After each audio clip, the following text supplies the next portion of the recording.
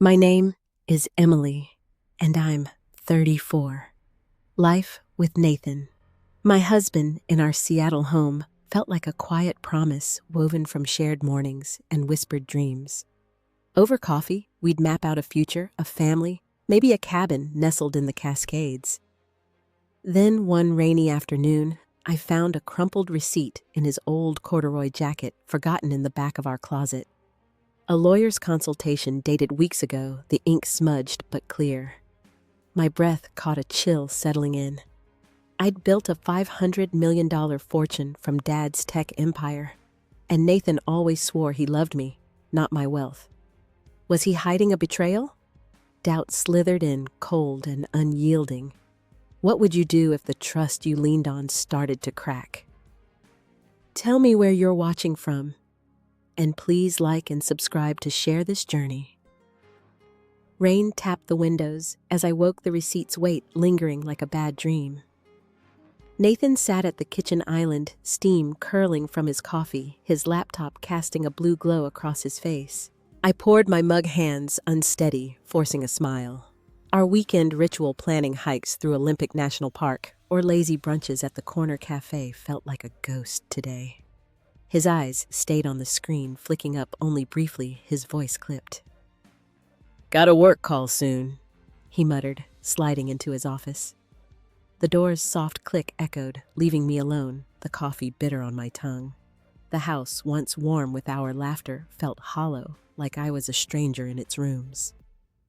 By noon, I was at my foundation's office, a glass-walled space high above the city's hum. Sorting grant proposals for tech education programs usually steadied me away to carry Dad's legacy forward. But my gaze kept drifting to my purse where the receipt lay folded, its sharp edges pressing into my thoughts. The lawyer's name, printed in crisp black, seemed to stare back, daring me to question it. Why hadn't Nathan mentioned it? Was it just a business deal as he'd always handled for his clients? I tucked it away when Sarah, my assistant, knocked with a stack of reports, her cheerful chatter barely registering. The doubt clung heavy as the fog outside. I met Harper for lunch at a cozy bistro downtown. Its windows steamed from the autumn chill. She's my best friend, a lawyer with a knack for cutting through lies. Over quinoa salads and warm bread, I slid the receipt across the checkered tablecloth. Her fork froze midair, her hazel eyes narrowing as she scanned it.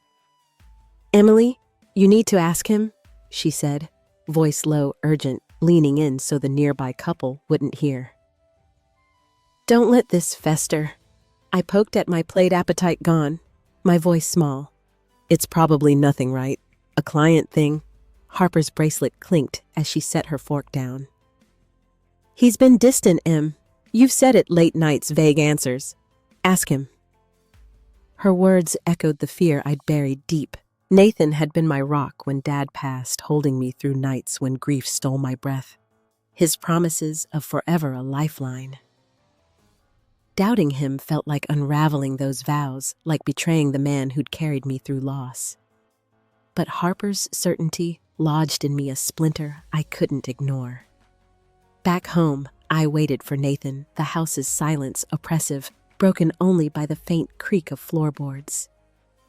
I paced the living room, its hardwood cold under my bare feet, rehearsing questions that tasted like fear.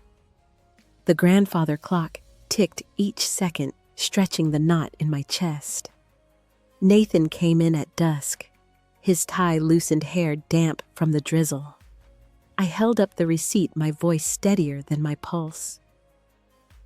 "Found this in your jacket. What's it for?" His eyes flicked to it, a pause so fleeting I almost missed it. Then he laughed, too bright, too quick. "Oh, that? Just a client consultation? Em? Nothing big." He crossed to the fridge, grabbing a beer, his back to me. My stomach twisted, the air thick with his dismissal. "Why not tell me?" I pressed, stepping closer, my socks sliding on the floor. He shrugged, the bottle hissing as he opened it. "Didn't think it mattered. Work stuff." His gaze drifted to the window, avoiding mine, and I felt a door slam shut between us. I wanted to believe him to cling to the Nathan who'd planned our life with me. But that flicker in his eyes, the way he turned away, burrowed deep a crack in the foundation of us. Dinner was silent, our forks scraping plates, the TV's murmur a poor cover for the tension. Later, he scrolled his phone on the couch, its glow casting shadows while I sat at the dining table, the receipt in my hands again. My chest tightened, breath shallow like I was sinking underwater. Were we strangers now hiding truths in plain sight? Harper's voice rang in my head. Don't let it fester. I glanced at Nathan, his face distant, and felt him slipping away a shadow of the man I'd loved. I needed answers, but asking again felt like stepping off a cliff. What if I was wrong? What if I wasn't? The weight of it crushed me, and I knew I couldn't wait for the truth to find me. Sleep evaded me. Nathan's steady breaths beside me a cruel contrast to the storm in my head. His laugh, too polished, replayed, gnawing at my trust. By dawn, I couldn't bear the uncertainty. While he showered steam seeping under the bathroom door, I grabbed his phone from the nightstand, its weight cold in my hands. My fingers trembled as I typed his passcode, guilt bitter in my throat, like I was betraying us both. I scrolled his texts, heart pounding, until I found it, an unsaved #1 message stark against the screen. Finalize the papers soon. No greeting, no context, just those 4 words, sharp as a blade. I stared, my breath catching the phone, slipping slightly in my grip. I set it down, my pulse deafening. Papers, divorce, business. My mind raced, tying the message to the receipt to Nathan's evasive glance. I wanted to storm into the bathroom, demand he explain. But fear pinned me to the bed, my hands pressed to my mouth. What if this was bigger than a client? What if our life was a lie? I slipped downstairs, the house dim in the early light, and sank onto the couch, my knees drawn up, trying to hold myself together. The ticking clock mocked me each second, amplifying the dread. Work was a haze, my laptop open to budgets I couldn't focus on. The Foundation's mission, empowering kids through tech, felt distant when my own world was splintering. My phone rang, jarring me from the fog. Clara's name flashed, her call unexpected after months of silence since Dad's will left me his fortune, sparking her resentment. Her voice was sharp-edged with urgency.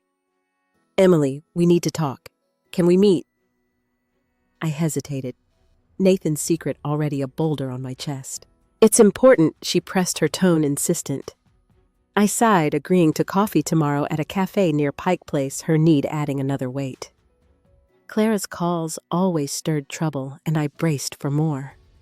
Harper's words, don't let it fester, pounded in my skull. I couldn't face Nathan again, not with just a text and a receipt. I needed proof, something he couldn't twist.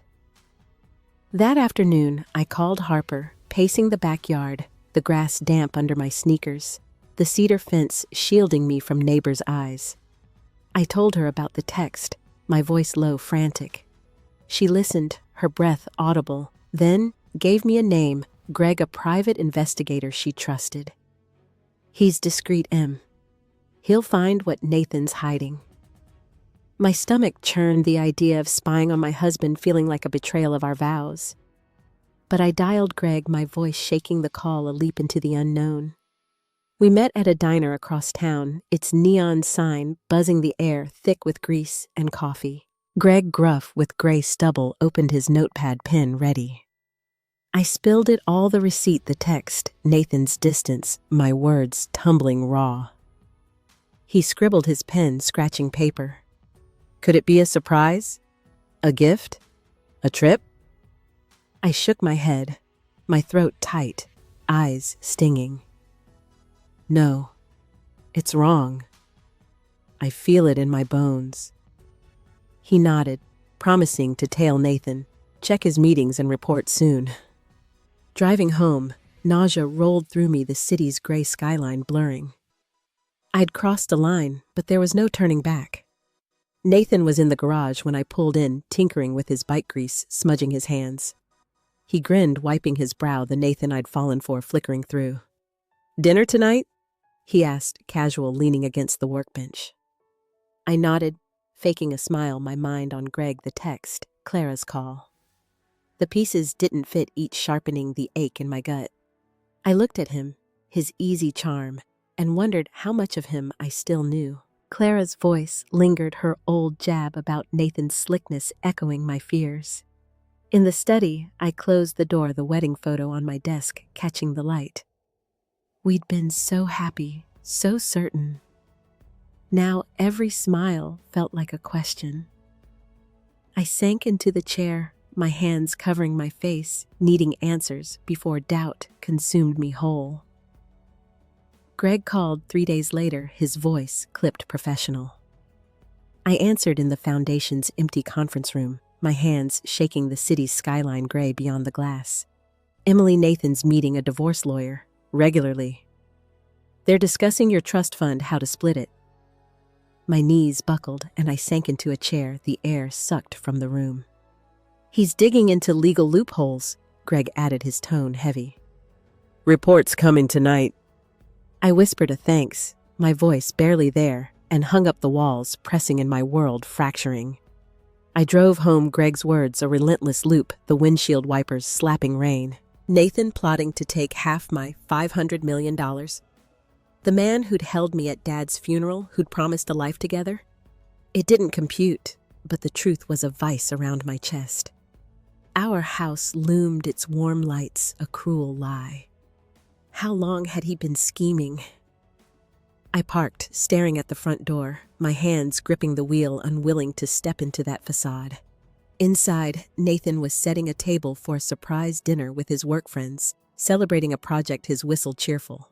I forced a smile, my heart hammering, helping arrange plates, my fingers brushing the cool porcelain. His charm, once my refuge, now felt like a trap. I caught him texting under the table, his fingers swift, secretive, the screen angled away. My stomach lurched. The lawyer, someone else. The question burned, unanswered, my hands trembling as I poured water into glasses. Harper arrived early, her eyes scanning the room like a detective. In the kitchen, she pulled me aside, her whisper fierce, her perfume sharp. "He's too perfect tonight, Em. Something's wrong." I nodded, my throat tight, her suspicion mirroring mine. "Keep watching," she said, squeezing my arm, her rings cool against my skin. The doorbell chimed, and Nathan's colleagues flooded in, their laughter, grating, their voices overlapping in a cacophony. I played hostess, pouring wine, my smile a mask as betrayal coiled tighter, a snake in my chest. Clara appeared unannounced, her knock sharp, her face taut in the foyer, her coat dripping rain. "I need to talk," she said, ignoring Nathan's raised brow. I led her to the study, my nerves fraying, the room's bookshelves looming. "What now?" I asked, bracing for her demands. "I'm broke, Emily," she said, her voice cracking, eyes glistening. "I know you think I'm a leech, but I need help." Her vulnerability pierced me, a glimpse past her usual armor, but her timing was brutal. "Clara, not now," I said, my voice strained, my hands clenched. She bristled, her eyes narrowing. "Right, your perfect life's too full for me." Her words sliced, echoing the lie I was living, dragging up our fractured past. I sent her to the guest room, promising a later talk, and returned to the dinner, drowning in noise, my smile brittle. Nathan's colleague Marcus, reeking of cologne, kept eyeing Nathan, their glances too familiar, their laughter too easy. Harper nudged me, her lips barely moving. "They're planning something." I watched Nathan's hand on Marcus's shoulder, and anger flared hot and sudden. How could he play this part, scheming behind my back? Greg's report weighed heavy, and I knew I needed more to confront him. The truth was close, but it felt like a cliff's edge, and I wasn't ready to leap. The dinner dragged, plates clinking, laughter suffocating. I slipped to the bathroom, locking the door, my hands gripping the sink's cool edge. My reflection, looked hollow eyes, shadowed, lips tight. Greg's report. Nathan's meetings, his greed, pressed against my skull, a relentless ache. How had I missed this? Cold water on my face didn't dull the pain, the faucets dripped loud in the quiet.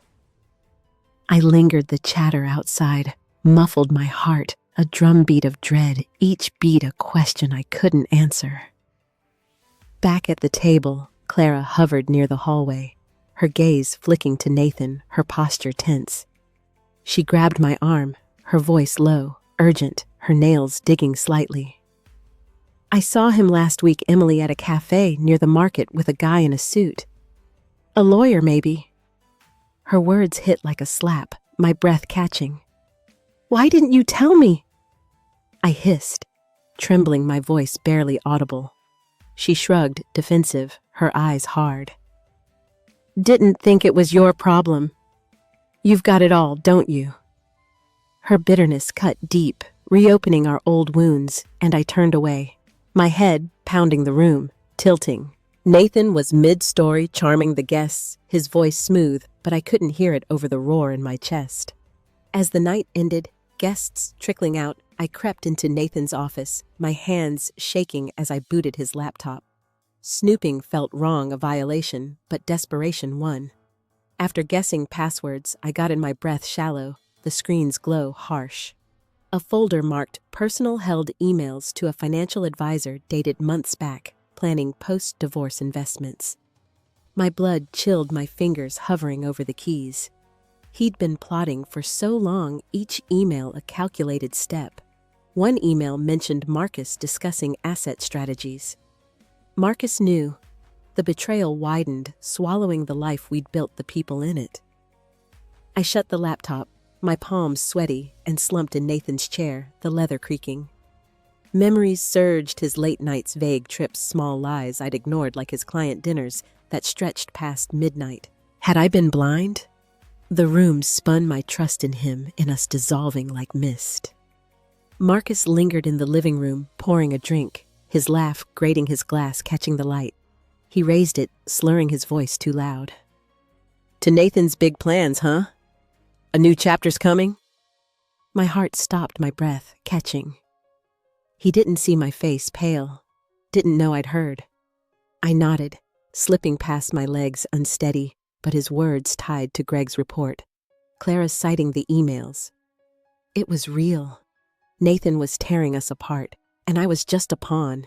Upstairs, I locked myself in the guest room. My breath ragged, the bed's quilt rough under my hands.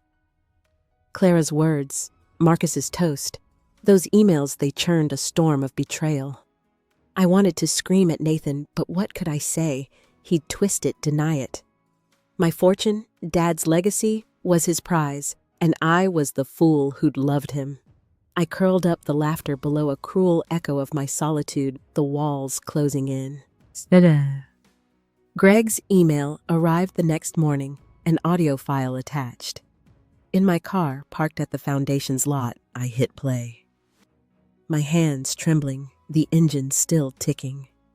Nathan's voice crackled, cold, precise. We need to secure half the trust. There's a prenup loophole. Her father's lawyers missed it. My stomach dropped, the air thinning. This wasn't my Nathan, not the man who'd kissed me goodnight, his lips warm.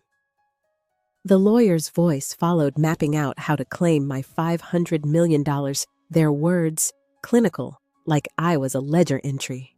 I stopped the file, gasping, the car suffocating, my hands pressed to my face. I drove to Harper's, the city a blur, rain streaking the windshield. She opened her door, saw my face, and pulled me into a hug, her sweater soft against my cheek. On her couch, I sobbed, playing the audio, my fists clenched, tears soaking my sleeves. How could he? I whispered, my voice raw. Harper's jaw tightened, her hand gripping mine, her rings cool. He's a snake, Em. But you're stronger. Fight back. Her words barely pierced the fog, Nathan's cold tone looping in my head. I saw our wedding, His vows under the oak tree, our dreams of a nursery, laughter over baby names. Was it all fake? Every moment felt poisoned, like I'd loved a stranger, my heart a bruise. My phone buzzed, Clara still at the house. Her voice was soft, hesitant, a shift from her usual edge. "Emily, I heard you crying last night. What's wrong?" I froze, unsure how to explain, my throat tight. She pressed her voice insistent. "I'm not leaving till you tell me." "Is it Nathan?" Her guess hit too close and I spilled it, his plan, the audio. Everything, my words tumbling raw. She went quiet, then spoke, her tone raw, vulnerable. "I've envied you forever, but this? You don't deserve it. Let me help." Her sincerity broke me a crack in our old rift. My sister, always distant, was reaching out. "Okay," I whispered, my voice cracking, tears spilling again. "We'll talk soon." I hung up, a flicker of strength buried under Nathan's betrayal, my hands shaking as I clutched the phone. Harper sat close, her voice firm, cutting through my haze. "Protect yourself, Em. Move your money. Get a lawyer now." I nodded, but Nathan's tone clung, chilling me. How long had he planned this? Had he ever loved me, or was I a path to wealth? The questions clawed each sharper, my mind a tangle of grief and rage. I wanted to confront him, but fear stopped me. What would I see in his eyes? Cold calculation? Pity? The truth was already shattering me, each piece a shard in my chest. I left Harper's, heading to a charity gala we'd planned to attend, my foundation being honored. Nathan insisted we go together, his text cheerful, oblivious. I wore a fitted dress, my smile brittle, as I applied lipstick, my reflection unfamiliar eyes shadowed. The ballroom sparkled, Seattle's elite sipping champagne, their chatter a dull roar. Nathan worked the crowd, his charm effortless, each laugh a knife in my ribs. I gripped my glass, the stem cool, every gesture of his, a reminder of his deceit, my heart pounding against the noise. Clara texted, saying she'd stay to search Nathan's files, her offer a surprising tether. I couldn't focus my mind on the audio, Nathan's voice slicing through me. Marcus took the stage. His toast slurred, his glass raised. "To Nathan, to new chapters and big wins." The crowd clapped, but his words landed like stones, heavy, sharp. "New chapters." Whispers spread, eyes flicking to me, their curiosity await. My face burned, my breath shallow. Did they know? Was Nathan's plan public? Marcus stumbled off clueless, but the damage was done. Guests' pitying looks stinging, their murmurs like needles in my skin. Nathan touched my arm, his voice too smooth. "You okay, Em?" I pulled away, speechless, the room closing in my pulse, loud. Later by the bar, I cornered Marcus, my voice low, sharp, barely controlled. "What did you mean, new chapters?" He blinked, caught, then laughed, nervous, his breath sour. "Just, Nathan's plans, after the divorce."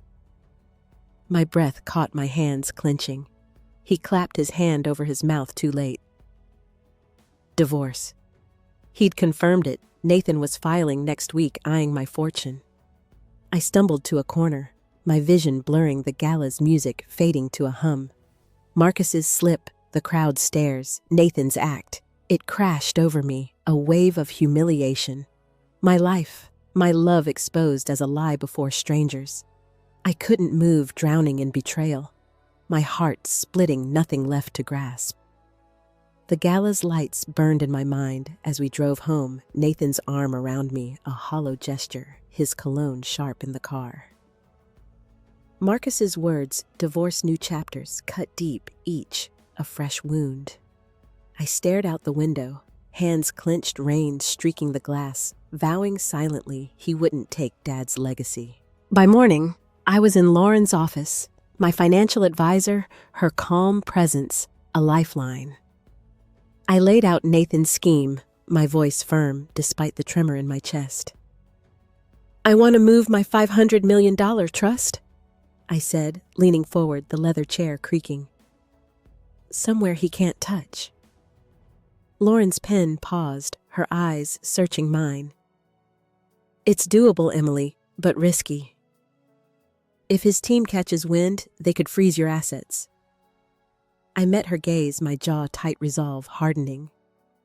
I'd rather lose it all than let him win.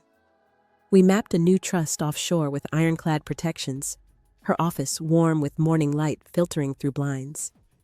Hours passed, each detail a quiet rebellion account, numbers, legal clauses, timelines. My focus sharpened, the ache fading to a dull pulse. I felt alive, clawing my way out of the dark, each decision a brick in a new foundation. Back home, I called Harper, my voice hushed in the study, the room's oak shelves heavy with old books. "I'm moving the money," I said, my fingers tracing the desk's grain. She exhaled relief, clear, her voice crackling through the phone. "Good, Em. I'm in. Meet me tonight with Sophia, my lawyer friend, at that cafe near the waterfront." I agreed, my pulse quickening, the plan gaining weight. Nathan was at work, clueless, and I needed to keep it that way. I cooked dinner, chopping carrots with steady hands, the knife's rhythm grounding me, smiling as he walked in his briefcase, thumping the floor. "Good day," I asked, my tone light, stirring the pot, steam rising. He grunted, distracted, scrolling his phone, and I hid my resolve, a spark of power flickering. He had no clue what was coming. Clara called, her voice eager, a shift from her usual edge. I found Nathan's bank statements in the attic, tucked in a dusty box. "Want me to dig deeper?" Her persistence surprised me, her bitterness gone, replaced by something like loyalty.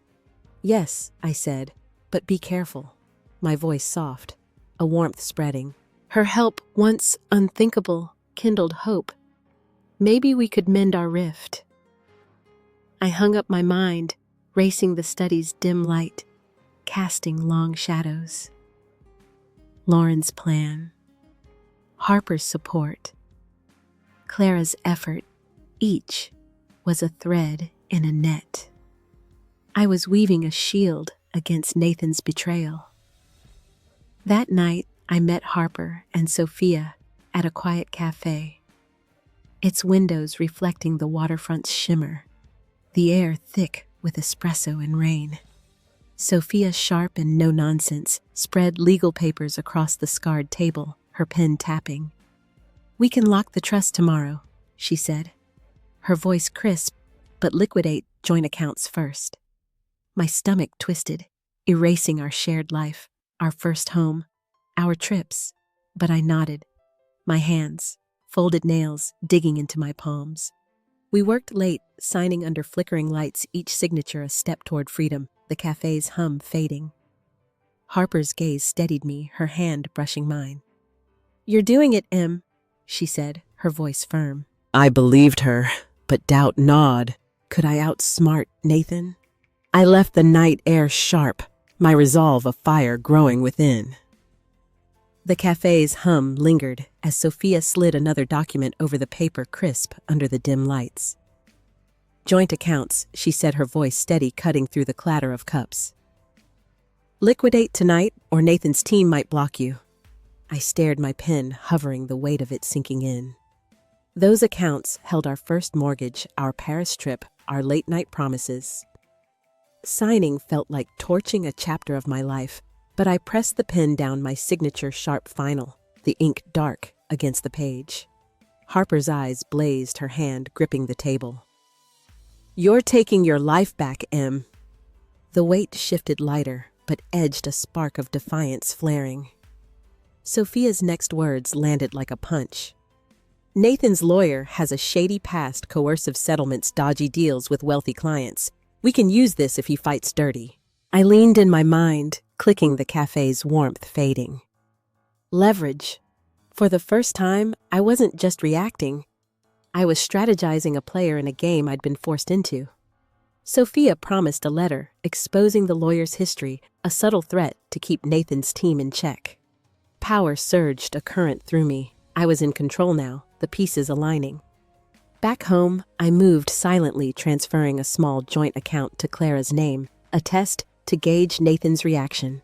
I sat at my desk, the laptop's glow casting shadows across the study, my fingers steady as I watched the transaction clear the numbers shifting on the screen. My heart raced, but I kept my face neutral when Nathan came in, his footsteps heavy, asking about dinner.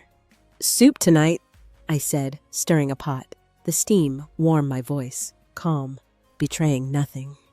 He frowned, sensing a shift, his eyes searching mine, but he retreated to his office, the door clicking shut. Clara texted her message urgent, the phone buzzing against the desk. The statements show Nathan's funneling money offshore. Small sums, but odd, like he's hiding something bigger. My stomach twisted, my fingers tightening on the phone. Part of his divorce plan, or worse. "Keep looking," I typed. My hands shaking the study's silence heavy. Her help, once unimaginable, was a lifeline, a bridge across our old divide. But doubt crept in a whisper in the dark. Was I too ruthless, lying to Nathan's face, cutting him out? Was this still me, or had his betrayal reshaped me? I pushed it aside, my eyes on the screen, focusing on the next move, the plan's weight grounding me. Morning brought Nathan's fury, his phone in hand, his voice tight as he stormed into the kitchen, the air sharp with his cologne. "What's this transfer to Clara?" he demanded, his screen flashing the transaction. I froze, then met his eyes, my voice cool, steady. "It's for her charity. You know I support her causes." His jaw clenched, his fingers tightening on the phone, but he backed off, muttering about checking accounts, his footsteps heavy as he left. I turned to the stove, my heart racing, the soup, simmering steam curling upward. I'd rattled him, shaken his control, and the power of it thrummed through me, quiet but fierce. In the laundry room, folding towels, the dryers hummed soft. I caught my reflection in a small mirror, the glass fogged at the edges. My eyes were weary but sharp, like someone waking from a long, troubled sleep. I'd been the trusting wife, the grieving daughter, the one who followed the rules my life, a quiet compliance. Now I was someone else, a woman who could lie, plan strike first. The shift unnerved me, a shadow of doubt trailing it, but it fit like a glove I'd grown into. I set the last towel down the fabric, crisped my hands steady, and walked out my steps silent, each one a quiet declaration of strength earned through fire.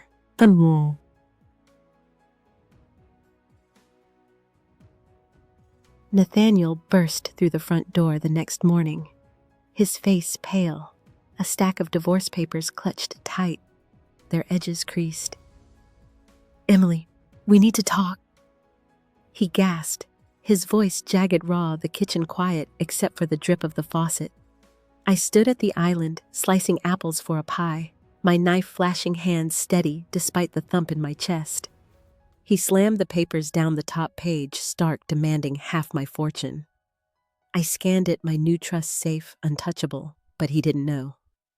I met his gaze, calm as granite, my voice even. "Okay, let's talk." He paced, words spilling his shoes, scuffing the tile, his tie askew. "You're moving money, hiding things. I know what you're doing, Em." His accusation stung sharp, but I held my ground, watching him unravel his panic, a crack in his armor. He thought he'd cornered me, that his filing would force my hand. But Sophia's letter sent to his lawyer had exposed their shady tactics, and Nathan was floundering, his charm useless now. I sat, hands folded, the chair, scraping softly. "You're filing," I said, my voice flat. "What's next?" He froze, stunned by my composure, expecting tears or rage, his eyes darting, searching for control. He snapped, his voice rising, but it wavered thin. "We'll settle this in court." I nodded, letting silence fall heavy the air, thick with his defeat. He stormed out the door, slamming the windows, rattling his papers scattered on the table, their ink a taunt. I exhaled my fingers, tracing the table's grain cool and smooth, feeling the shift tilt toward me.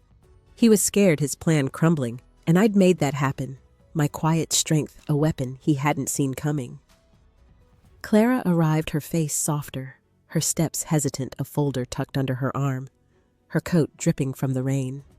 "I found more," she whispered, sliding it across the island, her eyes searching mine. "Receipts, emails tied to Nathan's offshore account. I'm sorry, Emily, for everything. I was awful, but I want to help." Her apology, raw, unguarded, hit like a wave, a bridge across years of distance. I reached for her hand, squeezing it, my voice soft, thick. "Thank you, Clara." Her eyes glistened, and we sat poring over the documents, each one a nail in Nathan's deceit, months of siphoning money, small sums, hidden, a calculated theft. My heart sank, not for the loss, but for the depth of his lie. I'd loved him, built dreams with him, and he'd been stealing in the shadows, his every smile a mask. Clara watched me, her voice gentle. "You okay, Em?" I nodded, but felt hollow. The ground unsteady, the kitchen's warmth fading. Harper called, her voice sharp, urgent. "Nathan's lawyers scrambling after Sophia's letter. You've got them, Em, on the ropes." I leaned against the counter, the pie forgotten, its apples browning, a faint smile flickering. I wasn't reacting anymore. I'd flipped the script, Nathan floundering in my wake. But the victory weighed heavy, a stone in my chest, cold and unyielding. I'd saved my fortune, but my heart. The cost was seeping in a slow bleed I couldn't stop. The house grew still after Clara left her folder on the table, its edges curling in the dim light.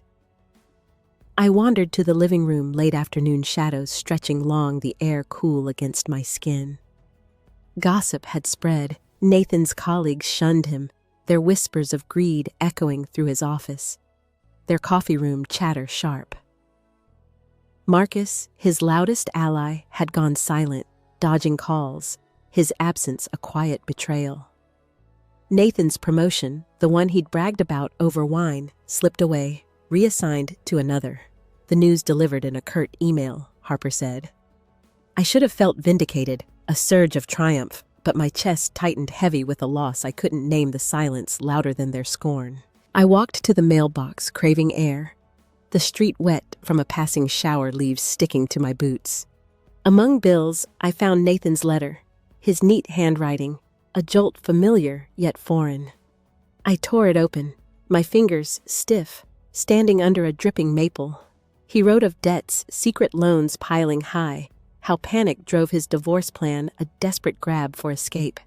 He begged for a chance, swearing he'd loved me once, his words looping, pleading. My eyes burned, not from his confession, but his nerve debts, as if that erased his betrayal, as if it could stitch us back together. I crumpled the letter, my hands shaking the paper soft against my palms. Neighbors' glances followed, their voices low, carrying Nathan's shame across picket fences. I turned back, my steps slow, the letter a weight I didn't want.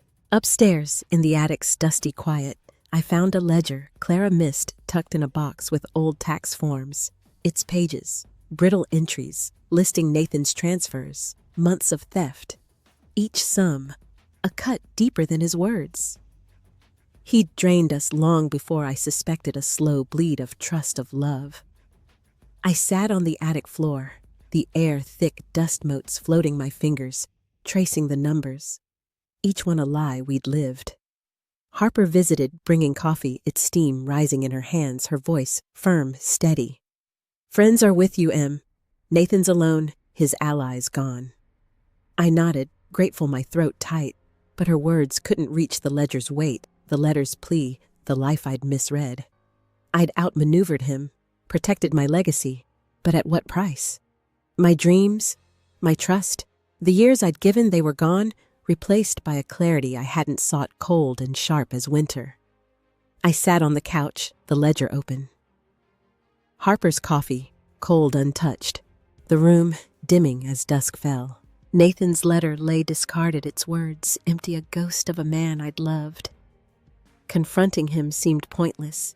He'd shown his truth, and I'd shown mine, a strength forged in pain. But winning felt like losing a piece of me that believed in us, gone, the ache settling deep, quiet, final. I moved into a downtown apartment, its bare walls a blank slate, the city's pulse a soft hum beyond the windows. Unpacking, I found a photo of Dad, his grin wide from a hike in the Cascades, his flannel shirt faded, eyes bright.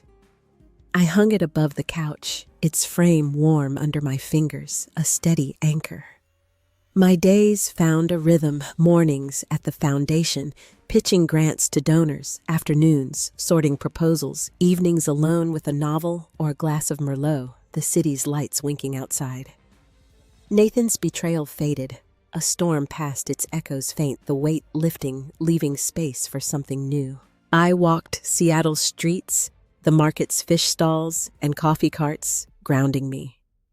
My steps lighter, my heart slowly reclaiming itself. Clara visited her steps hesitant, her hands clutching a scarf against the chill.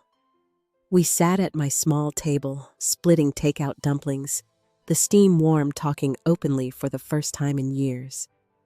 She shared her therapy, her work to unravel resentment, her voice soft, halting, her eyes meeting mine. I stirred my tea, the spoon clinking, listening, realizing I'd missed her even through our rift. Her laughter, a memory from childhood. One evening, she chuckled, recalling us sneaking cookies from Mom's jar, the kitchen lit by moonlight, our giggles hushed. I laughed too, the sound warm, unfamiliar, filling the small space. We were stitching something new, fragile but real, from our broken past, each word a thread. Harper hosted a gathering, her home warm with string lights, soft music drifting the air rich with cedar and wine. I wavered, my trust still tender, but went my sweater soft against my skin. Ethan, a foundation volunteer, caught my eye with his quiet humor. His flannel rolled at the sleeves. His questions about my work, genuine, curious. I spoke freely, my walls softening his laugh easy, like a breeze through open windows. For the first time, I wasn't bracing for betrayal. My shoulders relaxing, the room's warmth wrapping around me. I left smiling, the night air, crisp Ethan's voice lingering, a spark of something possible. At my apartment, I stood by the window, the city's glow soft, its skyline a patchwork of light. Clara's warmth, Ethan's kindness, Dad's photo. They wove a new beginning, delicate but strong. I wasn't healed, but I was here standing alone, yet open my heart, no longer caged by Nathan's choices. I breathed deep, the air cool, the glass cold against my palm, and let myself dream of something gentle, something wholly mine, the city's hum, a quiet promise. I walked along Puget Sound, the water's rhythm soothing its surface, catching the morning's gray light, salt sharp in the air. My boots crunched gravel, each step a choice to move forward, not from duty, but desire, the path winding past driftwood and gulls. I thought of Love Dad's steady hand, teaching me to fish, Nathan's broken promises, now this space I was shaping my own. The horizon stretched, holding my uncertainties, its vastness a comfort. And I felt rooted, my breath sinking with the tide's pull. Clara and I met for coffee, our new ritual. The cafe's windows fogged its air warm with roasted beans. I mentioned a donation to her youth coding program, a cause she'd championed. Her eyes shimmered, her hand reaching mine across the table, her voice soft, almost lost in the hum. You didn't need to, Em. I smiled, shaking my head, the coffee's warmth in my hands. I wanted to.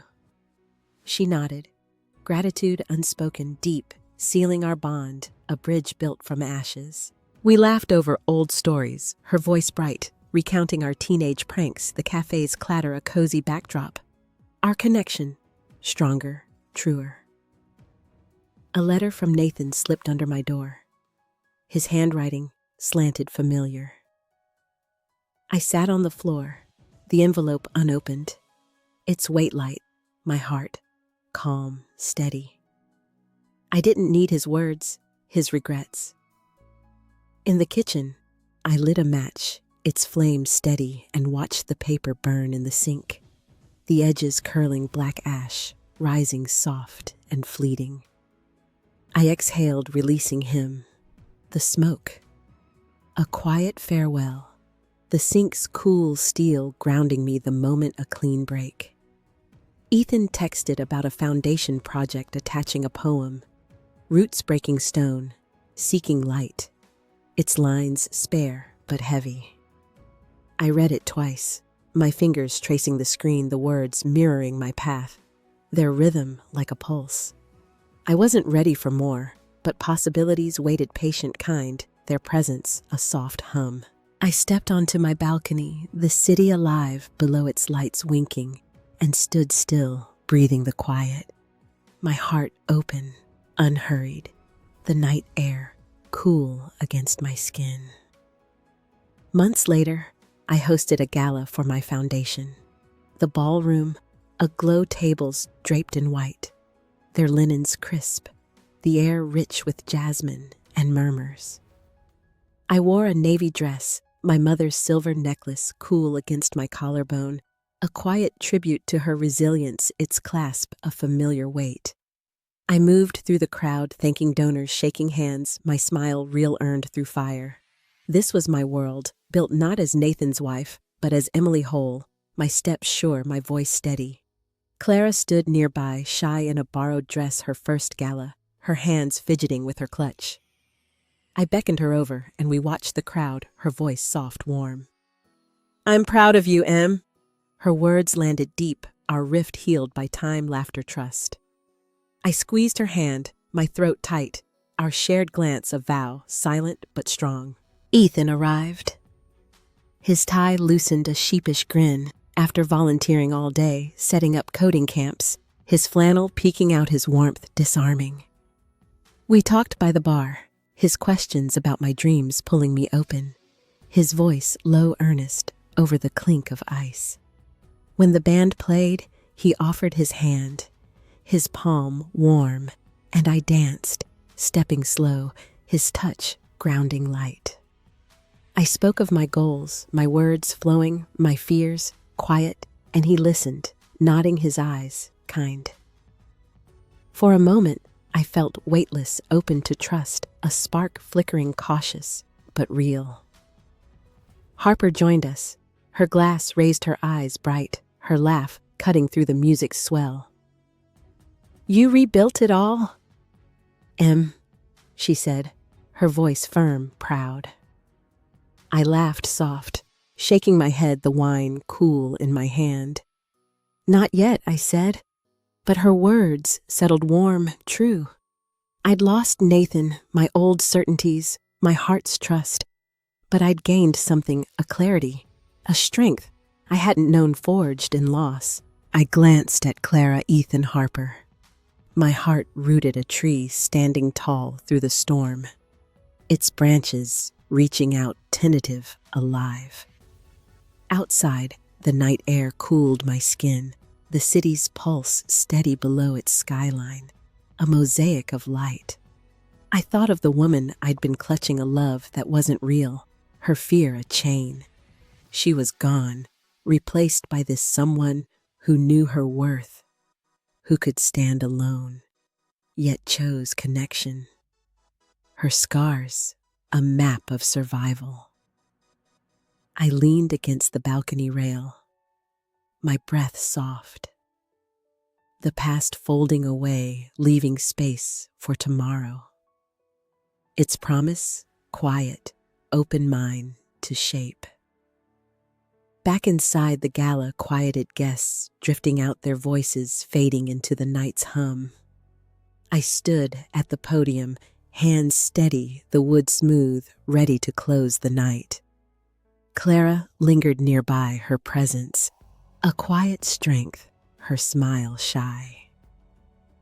Harper nodded from the crowd, her eyes fierce, proud, Ethan beside her, his gaze steady, grounding. I spoke, thanking all for their support, my voice clear, born from carrying scars, not hiding them, each word a thread in a tapestry of hope, of second chances. As chairs stacked their clink soft, I reflected on every tear, every choice, each moment a step through pain. I'd lost Nathan, but found my heart's courage, not by erasing loss, but embracing it. I wasn't perfect, but I was enough whole in my own skin, my story still unfolding. That night in my apartment, I lit a candle, its glow dancing shadows soft on the walls. Cross-legged on the rug, my mother's necklace cool, I sat feeling it all, hurt, anger, hope, the raw pulse of a life reclaimed. I wasn't fleeing loss. I was choosing what to carry light. Love, forgiveness, not for Nathan, but for me to unbind my heart. I chose Clara's messy growing bond, Harper's fierce laughter, Ethan's quiet kindness, their presence, a constellation of choices. I chose myself, my worth, my path. Each step, a quiet rebellion against despair. The lesson was simple. Not grand pain tests, you shapes you, but doesn't own you. You don't need to be unbroken to be whole. Just keep showing up one breath at a time. I blew out the candle smoke curling upward and smiled into the dark, my heart steady, alive enough. What's a moment that broke you but made you stronger? Share it in the comments. I'd love to hear your story. If this journey touched you, please like, subscribe, and share it with someone who might need it. Thank you for being here, for listening. Here's to healing, to new beginnings, and to finding your own light.